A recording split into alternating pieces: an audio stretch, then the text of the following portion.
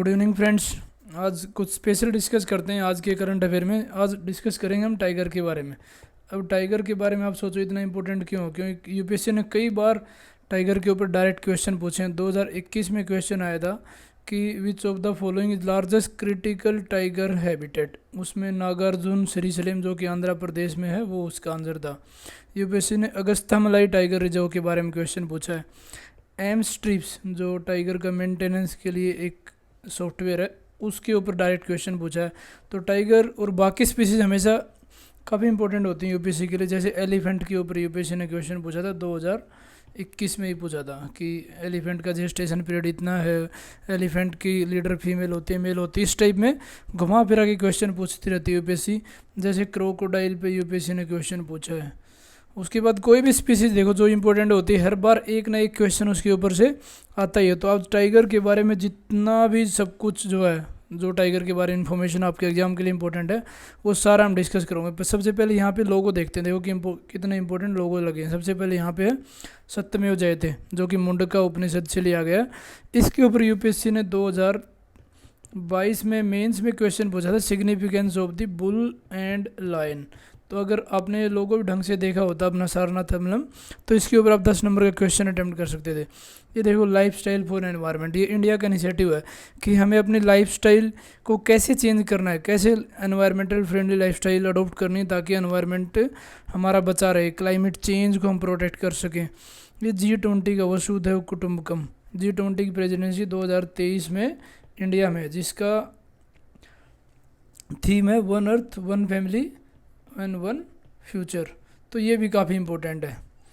Next यहाँ पे भी लोगो, ये अपने टाइगर के कंजर्वेशन से रिलेटेड है। तो जितने लोगो लगे होते हैं, कई बार लोगो से डायरेक्ट क्वेश्चन आता है तो उसको भी आपने ध्यान से देखना है। तो आज हम टाइगर के बारे में जितना भी इंफॉर्मेशन रिक्वायर्ड है वो सारा डिस्कस करेंगे। सबसे पहले प्रोजेक्ट टाइगर की बात करते हैं कि प्रोजेक्ट टाइगर इंडिया ने लॉन्च कब किया था और इसका क्या उद्देश्य था। 1973 में किया था। अब इसकी 50th एनिवर्सरी सेलिब्रेट की जा रही 2023 में। ये 100% सेंट्रली स्पॉन्सर्ड स्कीम थी। दो तरह की स्कीम होती है, एक सेंट्रली स्पॉन्सर्ड और एक centrally sector scheme. Centrally sector scheme में 100% फंडिंग सेंटर की तरफ से जाती है और सेंट्रली स्पॉन्सर्ड स्कीम में 60-40 का रेशियो रहता है, किसी में 90-10 का for the north eastern and Himalayan state के लिए, और यूनियन टेरिटरी विदाउट लेजिस्लेचर वाली के लिए 100% भी रहता है। तो ये सेंट्रली स्पॉन्सर्ड होते हुए भी पूरी जो फंडिंग थी वो 100% सेंटर की तरफ से जा रही थी, क्योंकि जितने टाइगर रेंज स्टेट थे जहाँ जहाँ पे टाइगर पाए जाते हैं वहाँ पे इन सीटू कंजर्वेशन होता है। इन सीटू एक होता है एक्स सीटू। इन सीटू मतलब उसी लोकेशन पे उनको कंजर्व करना, न कि दूसरी जगह पे रिलोकेट नहीं करना, बल्कि उसी जगह पे टाइगर को ज़्यादा से ज़्यादा कंजर्व करना। और ये जो टाइगर का स्टेटस इंडेंजर्ड है उसको एक्सटिंक्ट में जाने के लिए बचाना होता है। IUCN एक बॉडी है, international union for conservation of nature, ये रेड लिस्ट जारी करती है और ये रेड डाटा बुक जारी करती है। उसमें डिफरेंट स्पीसीज़ के डिफरेंट स्टेटस होते हैं, जैसे extinction, extinct in the wild, critically endangered, vulnerable, least vulnerable. तो इंडेंजर्ड से एक्सटिंक्ट की तरफ मूव ना हो जाए उसको बचाने के लिए एक रिवाइवल का अप्रोच था प्रोजेक्ट टाइगर के द्वारा। और इसमें एक्सक्लूसिव एजेंडा फोकस किया था कोर एरिया पे और क्रिटिकल टाइगर हैबिटेट पे। कौन कौन से इसमें हैबिटेट कवर किए थे? सेंट्रल इंडिया में जैसे मध्य प्रदेश आ गया, आपका छत्तीसगढ़ हो गया, यहाँ पे कितने टाइगर रिजर्व उनको प्रोटेक्ट करने के लिए। शिवालिक तराई रीजन लोअर हिमालयाज में उनको बोलते हैं शिवालिक, और उत्तर प्रदेश के अपर पार्ट में उसको तेराई रीजन बोलते हैं जहाँ पे स्वयं पाए जाते हैं और काफ़ी दलदली टाइप में ज़मीन होती है वहाँ पे। नॉर्थ ईस्टर्न में भी कितने, जैसे मिजोरम में, असम में, वहाँ पे काफ़ी टाइगर रिजर्व हैं। सरिस्का राजस्थान में कंजर्वेशन यूनिट, डिफरेंट यूनिट्स को इसके अंडर में कवर किया गया था। सुंदरबन में हमारे बंगाल टाइगर पाए जाते हैं, जहाँ पे सुंदरी ट्री है, सुंदरी ट्री के नाम पे इसको सुंदरबन बोला जाते हैं। लार्जेस्ट ये हमारा वेटलैंड वाला एरिया भी है, काफ़ी इंपॉर्टेंट है। ईस्टर्न घाट की आप बात कर सकते हो, वो तो वेस्टर्न घाट और दूसरा ईस्टर्न घाट जो कि इस साइड में उड़ीसा, आंध्र प्रदेश, तमिलनाडु ये वाला एरिया को कवर करते हैं। तो पूरा हमारे इस प्रोजेक्ट टाइगर में इसको कवर किया गया था 1973 में।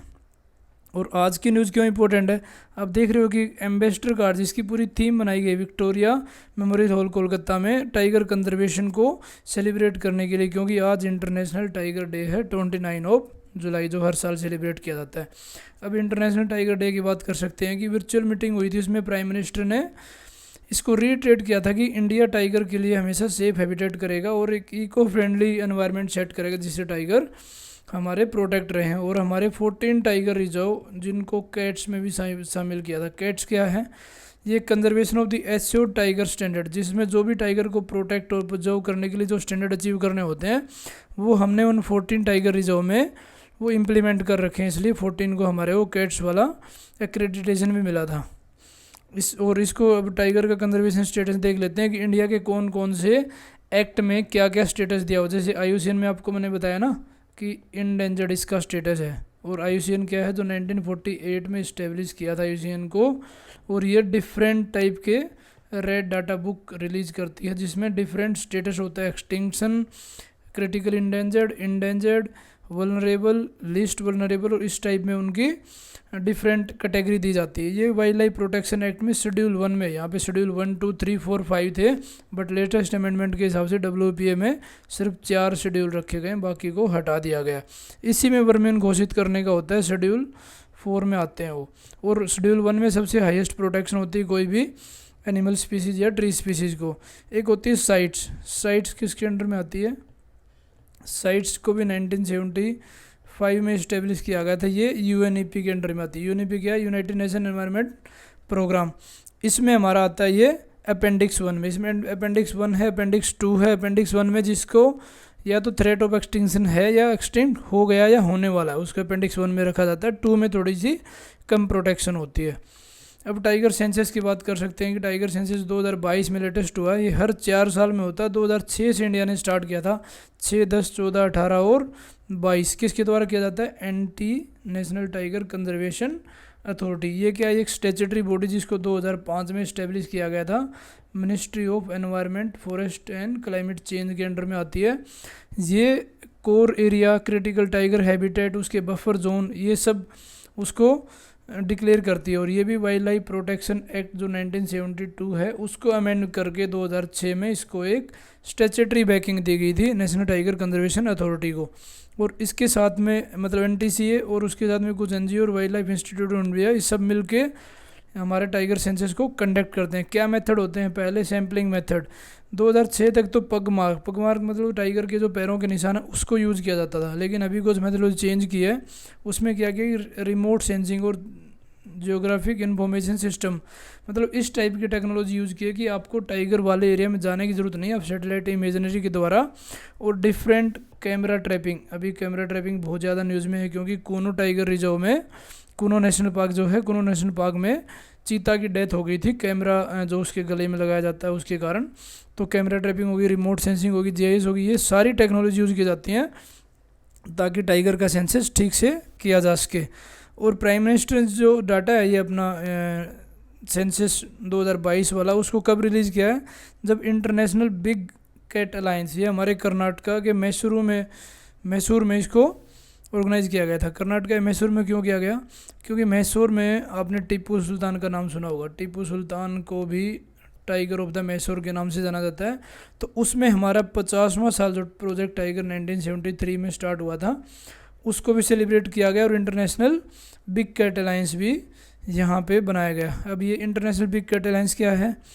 ये जो 7 बिग कैट्स हैं उनको प्रोटेक्ट करने के लिए, जिसमें टाइगर है, लायन है, लेपर्ड है, स्नो लेपर्ड, चीता, जगुआर, पूमा, ये सारे आते हैं 7 बिग कैट में, जो कि वर्ल्ड वाइड पाए जाते हैं। जिन कंट्री में पाए जाते हैं वो सारे पार्टिसिपेट करते हैं। यहाँ पे बताया गया कि 97 कंट्रीज हैं जो इनके होम रेंज में काउंट होते हैं। और बाकी अदर इंटरेस्टेड पार्टी, कोई NGO है, कोई वाइल्ड लाइफ इंस्टीट्यूट की बॉडी है, या कोई इंडिविजुअल फिलांथ्रोपिस्ट है, वो सभी यहाँ पे इस अलायंस में पार्टिसिपेट कर रहे थे।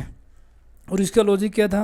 इसका पर्पज़ ये था कि कैपेसिटी बिल्डिंग प्रमोट करना, इको टूरिज्म को प्रमोट करना, फाइनेंस टैपिंग, कि कैसे हमारे टाइगर्स को बचाया जा सकता है, और ultimately disseminate information and create awareness, लोगों के बारे में बताना कि टाइगर कितना इंपॉर्टेंट है। क्योंकि टाइगर एक अम्ब्रेला स्पीसीज भी है। अम्ब्रेला स्पीसीज क्या होता है? जिस स्पीसीज के कारण बाकी स्पीसीज जंगल में सर्वाइव करते हैं उसको अम्ब्रेला स्पीसीज। अम्ब्रेला क्या काम होता है? प्रोटेक्ट करना रेंज से। तो उसी तरह से टाइगर अगर जिंदा होंगे तो वहाँ पे बाकी स्पीसीज भी सर्वाइव करेंगे, क्योंकि उनमें वो उनके रेजिलियंस बढ़ाती हैं। अब और टाइगर के बारे में डीपली बात कर सकते हैं। इंडिया में 53 टाइगर रिजर्व हैं जो किसके द्वारा गवर्न किए जाते हैं, नेशनल टाइगर कंजर्वेशन अथॉरिटी के द्वारा। और इंडिया में 80% टाइगर पाए जाते हैं वर्ल्ड के। अब देखो कितनी ज़्यादा इंपॉर्टेंस है। और लेटेस्ट सर्वे के हिसाब से 2018 में 2967 से अब तो 3000 से ज़्यादा ही हो गए। इसकी प्रोटेक्शन आपको बताई देगी वाइल्ड लाइफ प्रोटेक्शन एक्ट 1972 में शेड्यूल 1 में इसको प्रोटेक्शन दी जाती है, जो हाईएस्ट लेवल की प्रोटेक्शन होती है। और जब भी इसको किसी एरिया को नोटिफाई करना होता है तो ये बॉडी रिकमेंड करती है। उसके बाद स्टेट गवर्नमेंट के लिए मैंडेटरी होती है कि जो रिकमेंडेशन दी है NTCA ने, नेशनल टाइगर कंजर्वेशन अथॉरिटी ने, वो रिकमेंड करें और उस एरिया को डिक्लेयर किया जाए एज ए टाइगर रिजर्व। और उसकी बाउंड्रीज में कोई अल्ट्रेशन नहीं होगा जब तक कि नेशनल टाइगर कंजर्वेशन अथॉरिटी या national board of wild life इसका चेयरमैन कौन होता है, प्राइम मिनिस्टर इसके चेयरमैन होते हैं। और इसको भी, ये भी एक स्टैट्यूटरी बॉडी है, इसको भी 1972 जो वाइल्ड लाइफ प्रोटेक्शन एक्ट है उसके अंदर इसको इस्टेब्लिश किया गया है। और कोई भी स्टेट गवर्नमेंट डी नोटिफाई नहीं कर सकती टाइगर रिजर्व को जब तक कि NTCA और national board for wild life का अप्रूवल न हो। और पब्लिक जो है, पब्लिक इंटरेस्ट के लिए अगर उसको नहीं किया जाए और इनके द्वारा अप्रूव नहीं किया जाए तब तक उसको नहीं किया जा सकता। अब यहाँ पे एक वर्ड था क्रिटिकल टाइगर हैबिटेट, बताया था ना इसके ऊपर यूपीएससी ने क्वेश्चन पूछा 2020 या 21 में कि सबसे बड़ा क्रिटिकल टाइगर हैबिटेट किसका है, तो नागार्जुन श्रीशैलम उसका आंसर था। ये क्या होता है कि कोर एरिया होते हैं टाइगर के जहाँ पे उनको बहुत ज़्यादा प्रोटेक्शन दी जाती है और उन एरिया को बिल्कुल भी वायलेट नहीं करना, टाइगर को पूरी तरह से कंजर्व किया जाता है, एक्सेप्ट जो कि शेड्यूल ट्राइब वहाँ पे रहते हैं उनके राइट्स को छोड़ के बाकी एरिया में आप उसमें काम कर सकते हो। यहाँ पे मैंने पूरे जो टाइगर रिजर्व इंपॉर्टेंट इंडिया के उसका मैप लगा दिया। आप हर एक टाइगर रिजर्व की लोकेशन देख सकते हो, कौन से स्टेट में है और क्या उनकी स्पेसिफिकेशन है और कौन कौन से हमारे 1973 में प्रोजेक्ट टाइगर के अंडर में सबसे पहले शामिल किए गए थे और उसके बाद में लेटेस्ट कौन सा इंक्लूड है। तो ये हमने टाइगर के बारे में सब कुछ जाना। ये था हमारा आज का discussion on special tiger. Thank you for watching.